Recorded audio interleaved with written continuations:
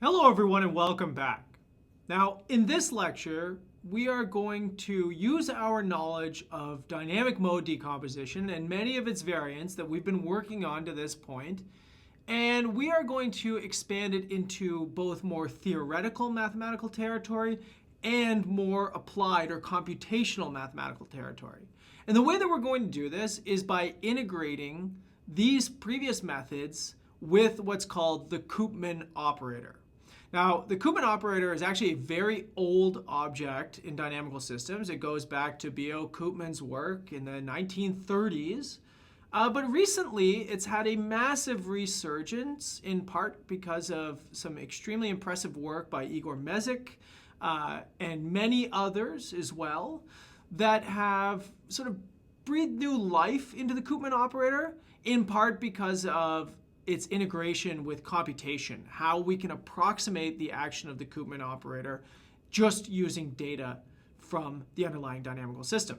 Now, this recent obsession with the Koopman operator has led to us being termed as living in Koopmania. Now, there is a ton of work being done on the Koopman operator. In this lecture, I'm just going to really produce the basics for you. You could really spend an entire career studying it, as I do in part. But really what I want to talk about are the basics of the Koopman operator, so the introduction to it, what it can do, what it tells you about a dynamical system, and then how we can approximate it from data. Okay, so let's start with a very simple dynamical system. We're going to start with a nonlinear discrete time dynamical system. So let's start with, here's my system. Xn plus 1 is equal to a function of xn. Okay, so if I want to go forward in time, I just apply some sort of nonlinear process here, f. This could be your Heenan map. This could be a Poincare map. You know, it could be all kinds of things. It could be linear if you really wanted it to be. And here, I'll just, for simplicity, assume that I'm just acting on the real space. Of course, you can really, if you want to get theoretical, you can talk about moving between manifolds. That would be like circle maps, for example, or Anosov maps if you're coming at this from more theoretical dynamical systems. Let's just use the real numbers here. Okay, so here's something. Let's think about this for a second. Imagine I gather a bunch of data from this mapping and I apply DMD to it. Now, if this thing is genuinely nonlinear, I'm not going to be able to find a DMD matrix that does a very good job of this, right? Because DMD fundamentally is a process of learning linear descriptions of your data. Now, of course, you could just say, Jason, what was the point? Last lecture you told us how we can get around this. I could just time delay and I could make everything great. And that's very true. Actually, as it turns out, time delaying becomes a sub-process of what I'm going to describe here. Now, what I would like to do is I would like to look at not just my data, but I would like to look at the objects that are called observables. Now, an observable is a function, I'll call it phi, from the state space of my dynamical system, RD, into, it could be the real or the complex numbers. It doesn't really matter here. I'm just going to use the real ones. I don't want to make this more complicated than it needs to be, okay? Now, observables are usually how people hand you data, right? I don't know all of the complex processes that go on from one time step to the next inside my body, but we have things that we could measure. So for example, all of those processes come together and they could output a specific glucose level for my body. All of these complex processes give me a single number, right? Similarly, if you're a physicist, one thing that you could potentially ask is, what is the energy of my system? A single number, right? Or what is the momentum of my system? All of these sort of observables where very complex processes go on in the background, in the phase space, but we only have the ability to observe a certain output, right? And of course, you can have more than one observable. You can have, whole classes of observables. But the idea is that the process is sort of happening inside of these things, and you have an output coming from the observable. Now, here's what the Koopman operator does. The Koopman operator works at the level of observables. So Koopman operator, and this is going to be associated to a specific dynamical system, so in my case, F, the Koopman operator, I'll call it K, acts on observables by function composition. And let's actually take a look at what this means, right? Because this says, give me a function, and I'll give you a new function, right? But what does this new function represent? Well, if you just look at this right here, say at a single data point, say xn, this is the next data point. And so what does the Koopman operator really do? It advances observables forward in time. It says, if I know what the energy of my system is now, the Koopman operator will tell me what the energy is next, right? So what the Koopman operator does, it wraps the dynamic process in the observables, okay? So all of the time dynamics happen inside the observables now, and all I get to see is glucose levels now, glucose levels next, glucose levels next, glucose levels next. I never get to see what's underneath the hood. That's why we call these things observables, right? It's all I can observe. And the Koopman operator works at the observable level. So the first thing that you might have to ask yourself is, well, Jason, why would I ever want to use this? Well, the first thing that we know about this is the Koopman operator is actually a linear operator. Now, this might be getting close to functional analysis for you, and that becomes a little bit of a complex process if you haven't learned it already. However, linear operators are just generalizations of matrices. Now, this is starting to feel a lot more like DMD because we spent a lot of time with matrices with DMD. But on top of that, when you think about matrices, you think linear algebra. What do I do with matrices? I find eigenvalues and eigenvectors. And it turns out that with Koopman, you do the same thing.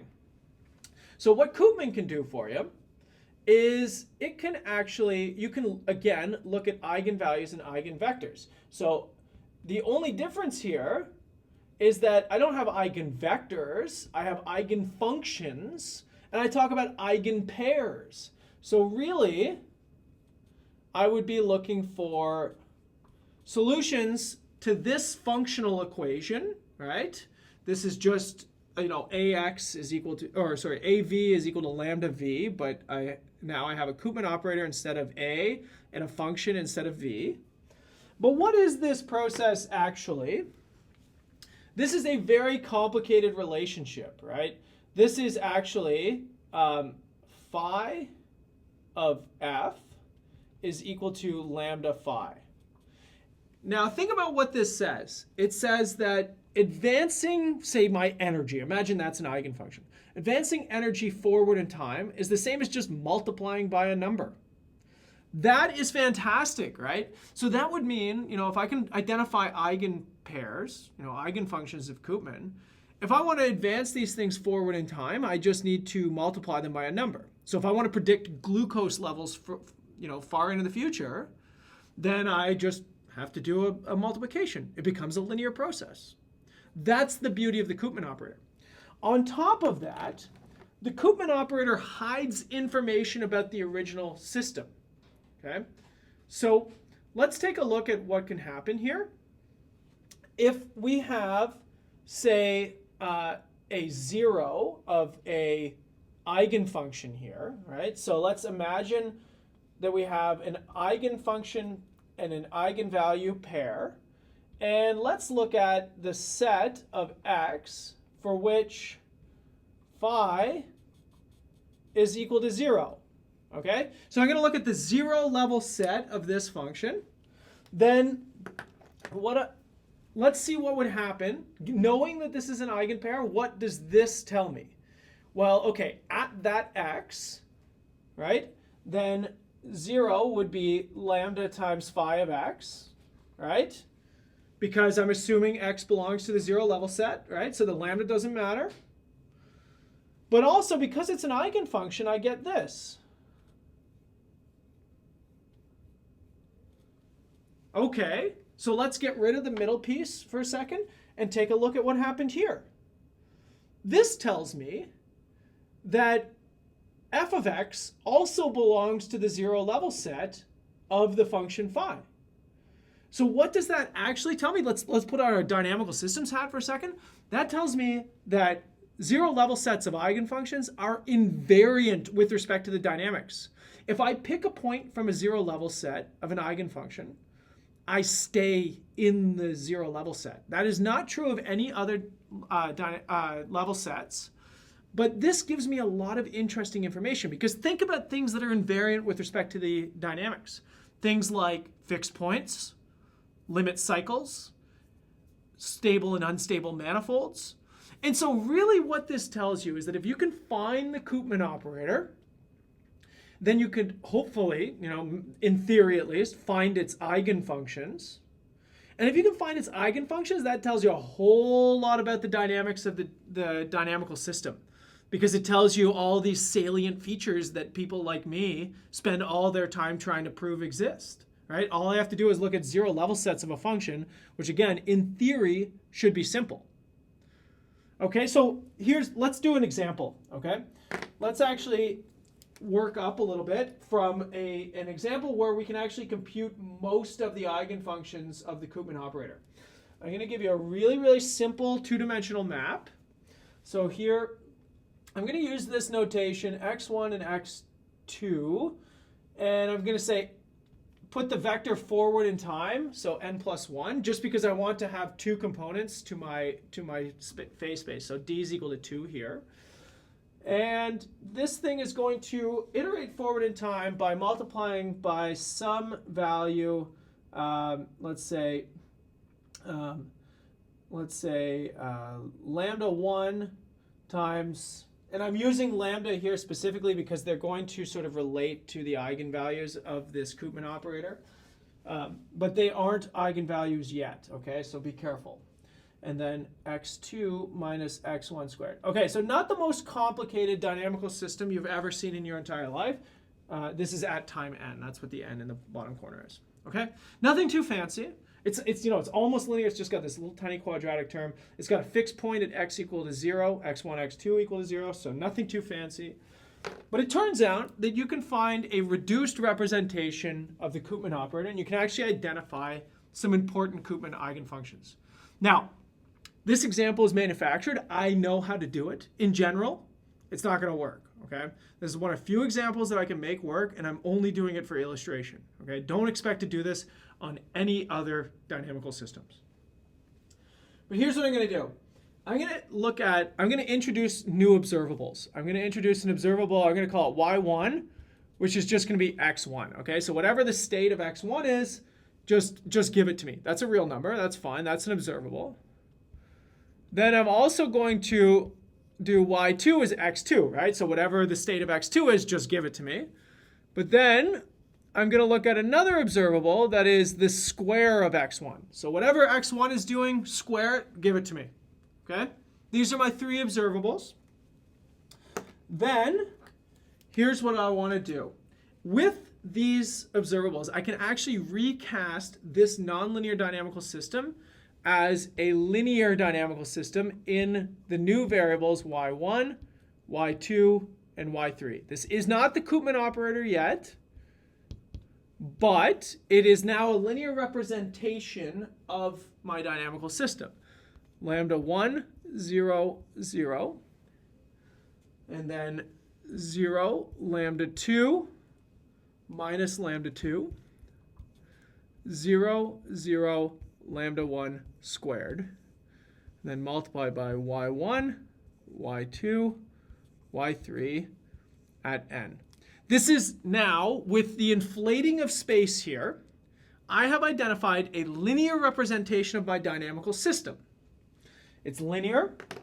That means I can start looking at the eigenvalues and eigenvectors, right? So in this case, I have eigenvalues. I'm going to say eigs.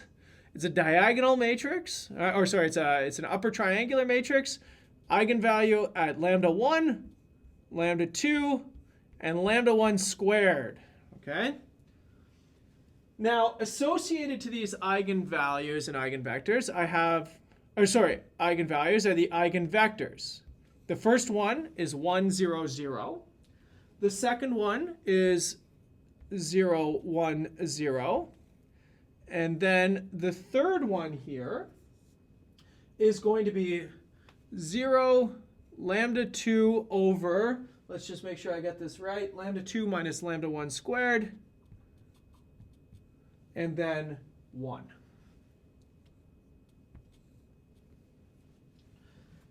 Now, you can use these eigenvectors in order to diagonalize this dynamical system.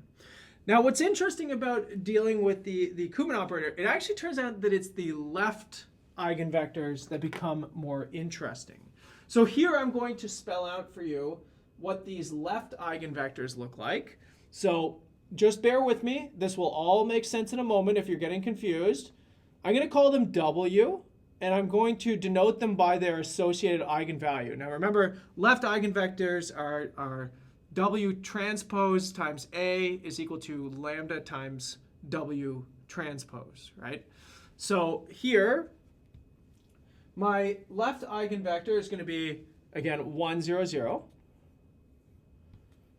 My second left eigenvector is going to be 0, 1, and then minus lambda 2 over lambda 1 minus lambda 2. Lambda 2 minus lambda 1 squared, pardon me.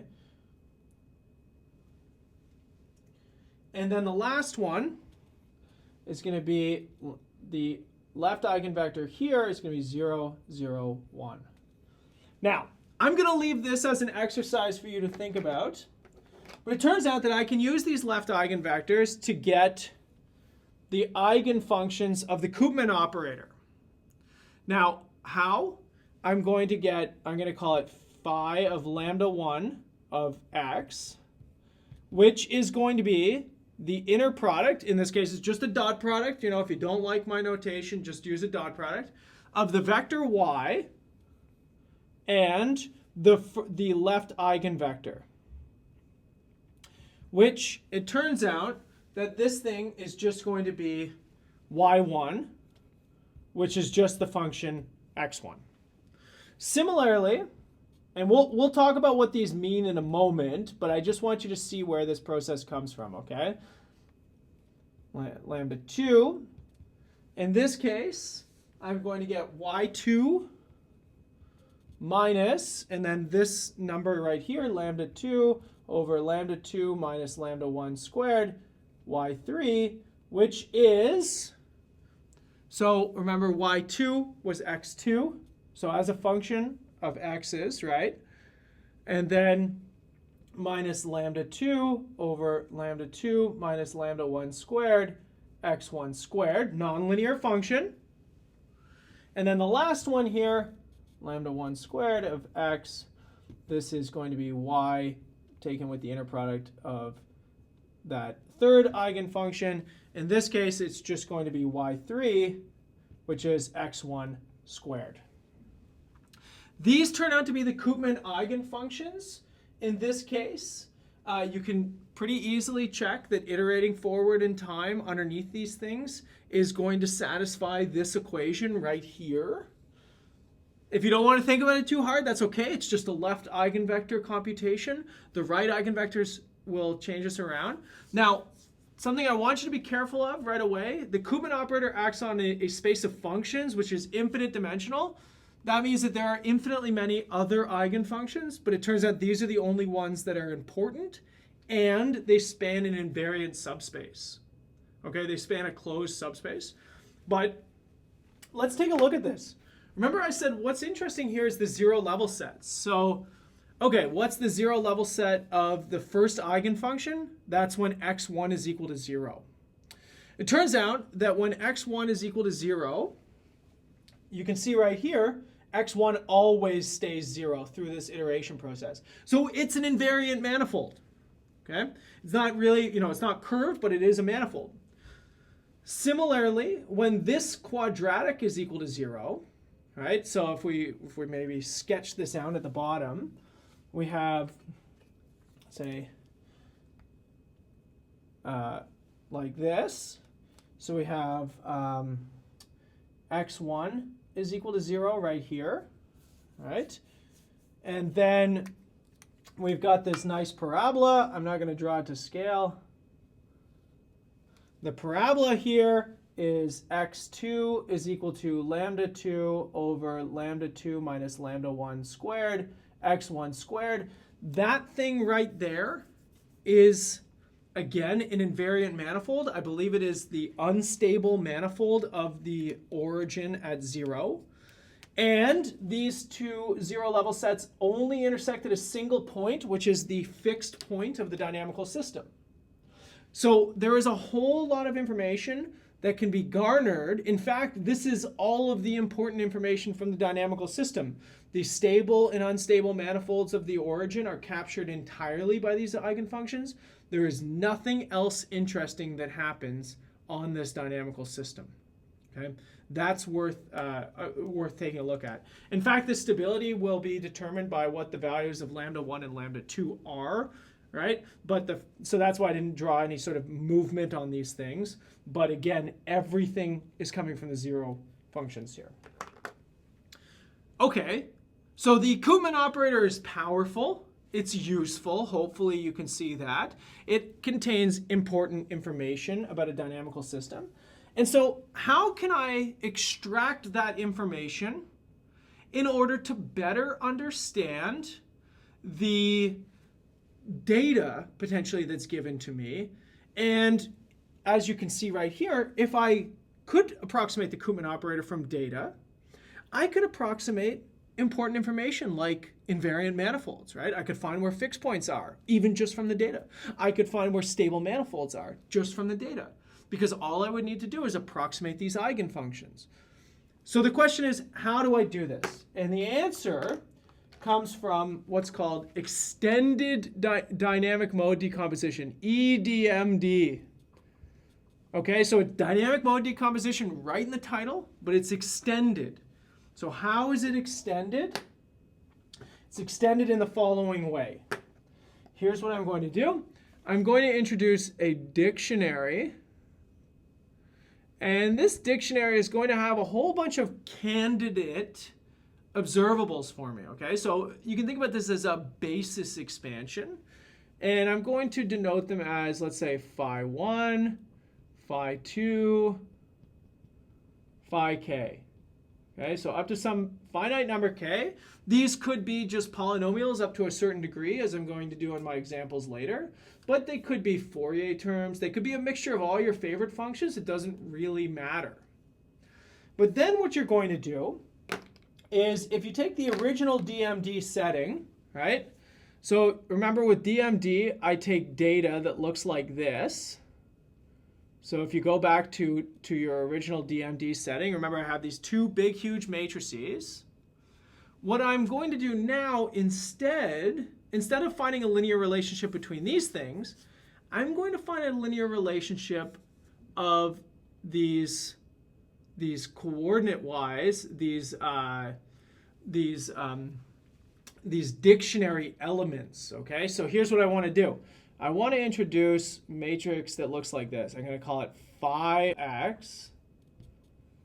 And what it is it's going to be the first observable at the first column of matrix X, the second observable at the second column of matrix X, at the first column, pardon me, and then the kth observable at the first. So what this is all of the observables at the first time point. Then, first observable at the next time point. Second observable at the next time point, right? So effectively, all that I'm doing here is, instead of looking at, say, all of the data arranged by, spatial coordinate by time coordinate, now I'm arranging it by observable, value inside the observable by time. Okay, so that's what's happening here. I'm wrapping the data in the observables again, it's similar to what we saw in the previous lecture, because essentially what I'm doing is I'm inflating the dimension, right? The dimension could be, say, a two-dimensional data, but I could use 100 basis elements. So that means that I've really inflated the dimension the same way that I did with delay coordinates. And so at the risk of making this really complicated, I'm also going to call phi of y, which is the same basic process of just wrapping the dictionary elements, wrapping the data inside the dictionary elements in the same way, okay? So just so that we don't have to worry about it. But then you are going to find a linear relationship between these two things, right? So it's a linear relationship between nonlinear functions. It's a basis expansion, okay? That's what EDMD does, and it's done in exactly the same way. You want to minimize the relationship of phi of y to phi of x as a matrix transformation. So this is done in the Frobenius norm.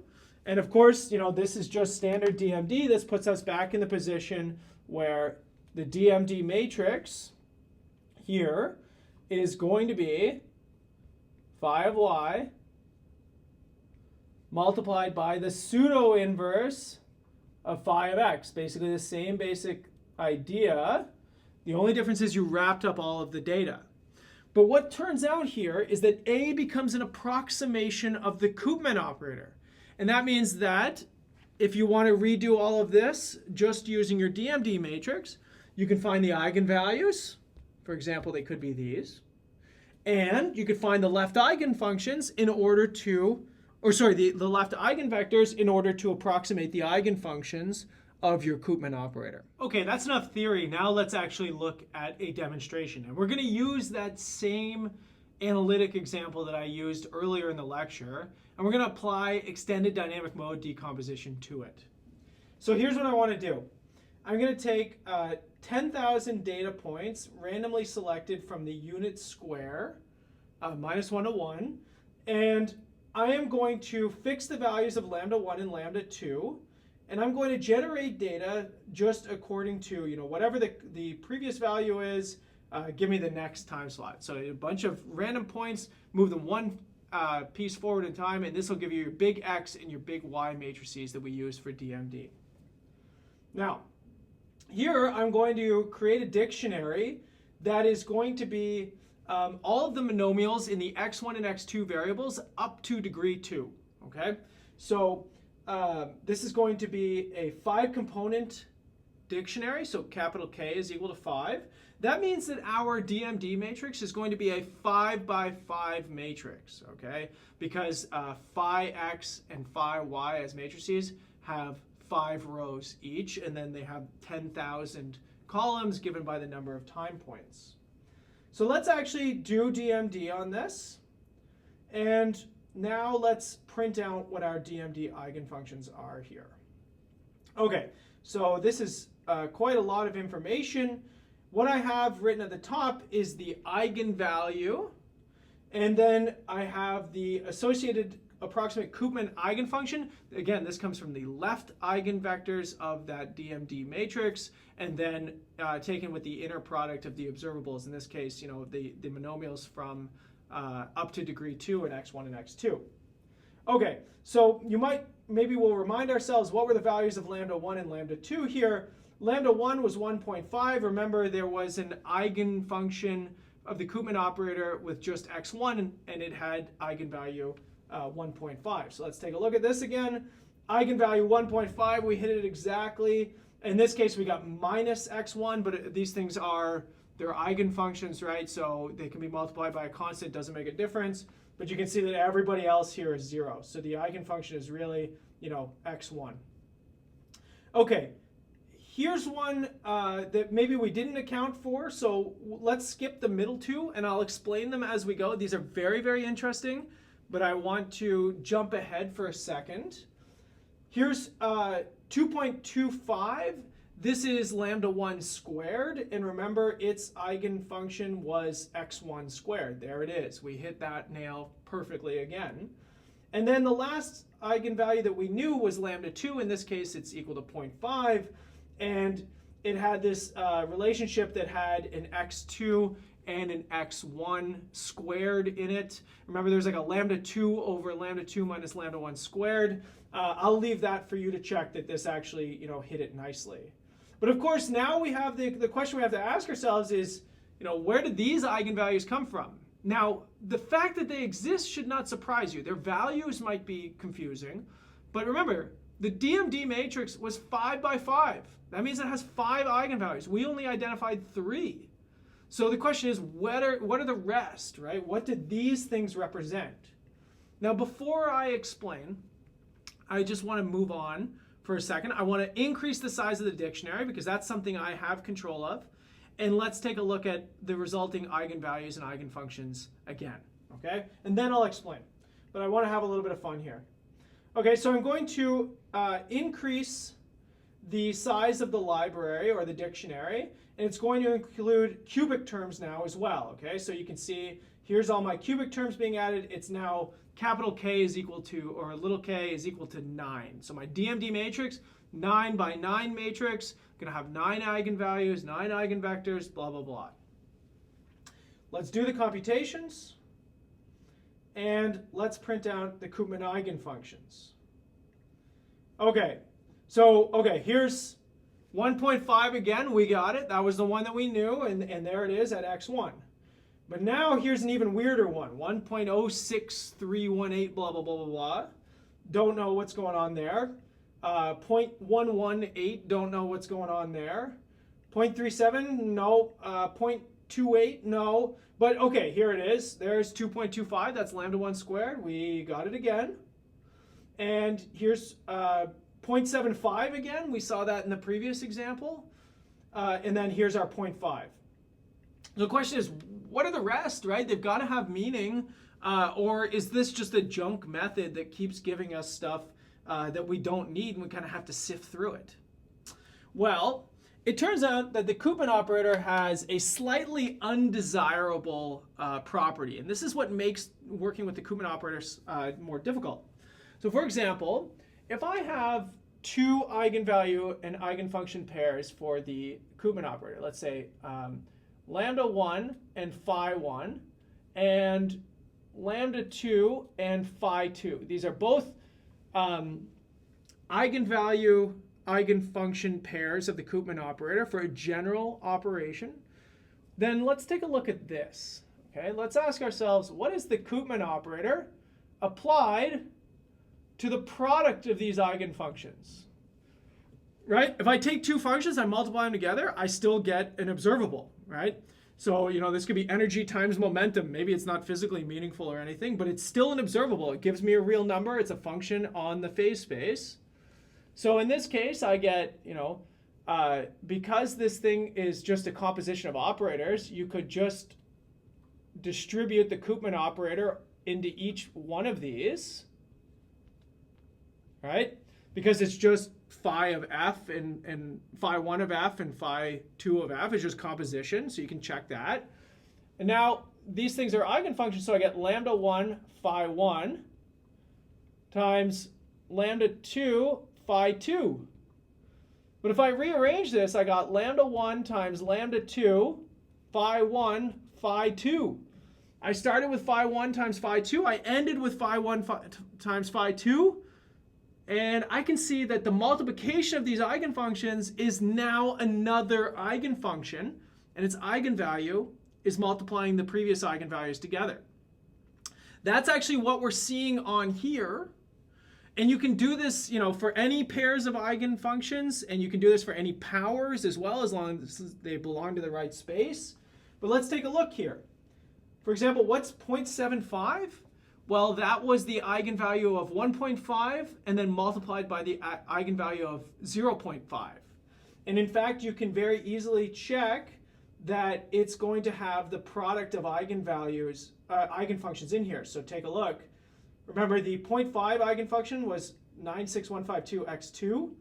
There's 96152 x1 x2. Remember, the Koopman eigenfunction for 1.5 was x1. Similarly, we got a cubic power on this now when it was previously a quadratic power because we multiplied in another x1. Now, that doesn't fully explain where all of these come from, right? They are all in some way, multiplications of those three basic eigenfunctions, the fundamental eigenfunctions that we looked at previously. But why those ones are being selected, why we see the specific eigenvalues that we do, is completely unknown. But nonetheless, these should be approximating real eigenfunctions. There is tons of convergence theory associated to extended dynamic mode decomposition, some of which I have actually done myself in collaboration with my colleague Giovanni Fantuzzi. So we know that this is working. We know it gives interesting results. It gave us what we were looking for, but it also kind of gives us a little bit of junk as well because of this right here. And that's what makes, doing EDMD a difficult process, because you have to sift through this. Now, the alternative to this, or the other side of this coin, is that these are still eigenfunctions. They're still physically meaningful. The zero level sets of these things still contain information that I would be interested in. And so maybe it's not such a bad thing. You just have to, measure your expectations when using this method and really sort of take the time to see, if these sort of patterns are popping out and try and predict what these things would look for. Now, in this case, it's not so bad because we know the answer, but in many cases, with real data, we don't know the answer, and so all we can do is analyze each eigenfunction individually. But much like the original, the delay coordinate example from the previous video, there's a hyperparameter. I get to choose how good of a representation this is by choosing more dictionary elements, similar to, using more delays. Now, as we'll discuss in the next lecture, choosing larger dictionaries can be a little bit of a problem because it's really going to slow down computation. It's not a linear expansion like the delays were. If you think about monomial vectors in high degrees on high dimensional spaces, those things grow really, really fast, and you can wind up working with huge matrices that you do not want to have to take the SVD of, or a pseudo-inverse of, or do any matrix multiplication of. And so in the next video, we're going to introduce ourselves to the kernel trick that helps us overcome high dimensional data when we're doing extended dynamic mode decomposition. So I'll see you all in the next video, everybody.